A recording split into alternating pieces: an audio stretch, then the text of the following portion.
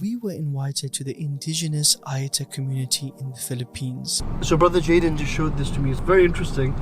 He said, look Brother Isa, where we are. And I said, oh, we're close to the river. And he said, no, we are in the river, right? But if you look around, and you'll probably see the drone shot now, it's just rocks and it's just dry. Because of the volcano, everything that happened in this area, it's all dried up. And that river that was there doesn't actually exist right now. This was a community that lived in an area where the Pinatubo volcano exploded in the 90s. This was one of the biggest volcanic eruptions in the world. So much so that they increased the entire temperature of the earth for a few days. We were greeted by the villagers, the people helping out, the volunteers, and best of all, the HQ IRA team. They had welcomed us, they had prepared everything, they had prepared the banners, the speakers, the food, and everything that was needed for a great day of dawah and for a new Muslim camp to follow on the next days ahead. We always take gifts for the villagers, and this is given to people who are Muslim or Christian or of any other faith. It's a nice gesture for us for allowing us to visit their village, and we even tell them that these gifts are for everyone. It includes rice, soya sauce, and other things that they would need in an area like this where it's not readily available.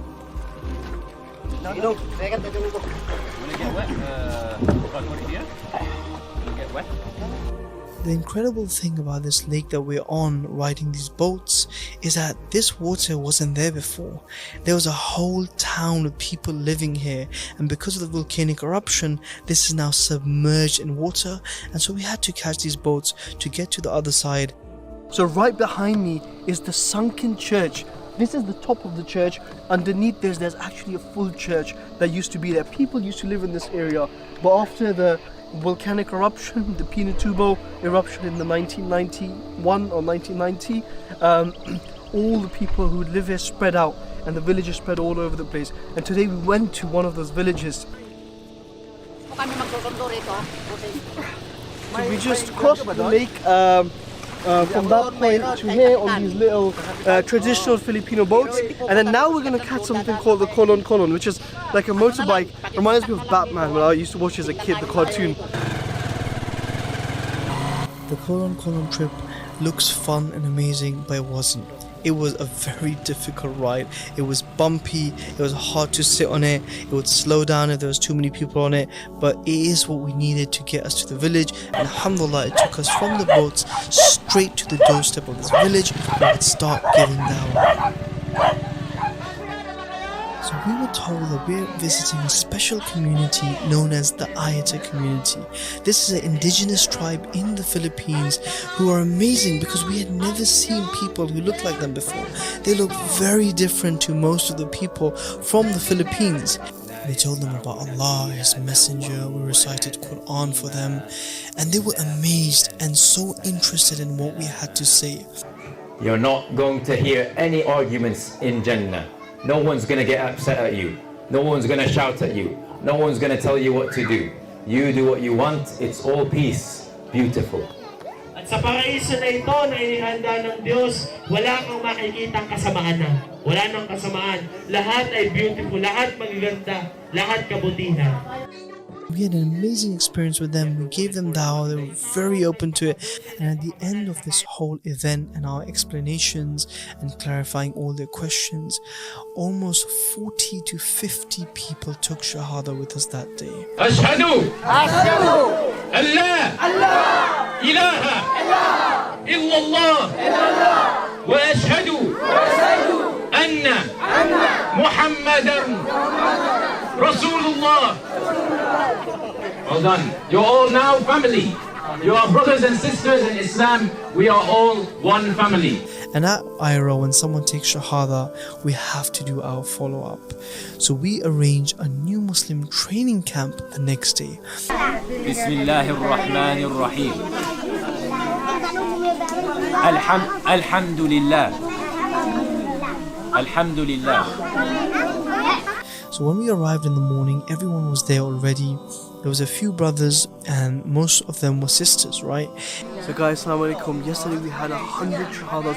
Today we had the new Muslim Salah camp. And right behind me there, Cleo Bob is having a great time with the brothers, teaching them how to do wudu. And then after that, they'll start doing the wudu. You can see these little cups in front of me, but this is how we look after the people who take shahada, right? So people sometimes ask, oh, what happens after shahada? Do you just leave them? Who does the follow-up? Well, IRA has an amazing system of follow-up. When you donate to IRA, which you really should, set up £10 a month, 20, £30 a month, you'll forget about it. But this is the kind of stuff that happens. Allahu Akbar, you're probably watching, might be one of the donors, because of who this is happening. And someone is learning Fatiha for the first time that they'll recite for the next 50 years, and their 4 children that they have will recite as well, and the reward keeps coming to you every single few hours when they pray Dhuhr, Asr, Fajr, Maghrib, Isha. So I mixed it up, right? You would get the reward even in your grave, inshallah. So the brother behind me, what he's doing is, he's making these new Muslims understand the deen. He's not just teaching them to memorize things blindly, but he's teaching them Tawheed. Who is Allah? Who is the Muhammad sallallahu alayhi wa sallam? Giving them a real core understanding of the deen. Why is this important? Because when you understand the deen of Allah, you can then apply it. You know? So I study medicine. If I just memorize medicine, okay, great. But I need to understand it so that I can then apply it and then treat patients. It's the same thing with this. They need to understand the deen so that they can apply it. And that's what the brother behind me is doing. We had the most delicious food cooked for them. One of the brothers cooked chicken adobo for everyone. It was served to everyone. It was absolutely delicious. And they loved that. They loved it that they were in a new Muslim camp. They were provided with food as well. We had our first salah. We all prayed Dhuhr salah together with them. We all stood up in a line, side by side, and the salah was led by one of the brothers, and we prayed salah with them. And this was their first salah ever with us. Some of them learned it so fast that on the first day they know the entire Fatiha in Arabic by heart. And this is the blessings and the miracle of the Quran, that Allah has made it so easy for people to remember. We hope you enjoyed this, inshallah. Don't forget to subscribe so you can see these amazing vlogs, inshallah, and please share these amazing videos so we can continue to share the message of Islam around the world.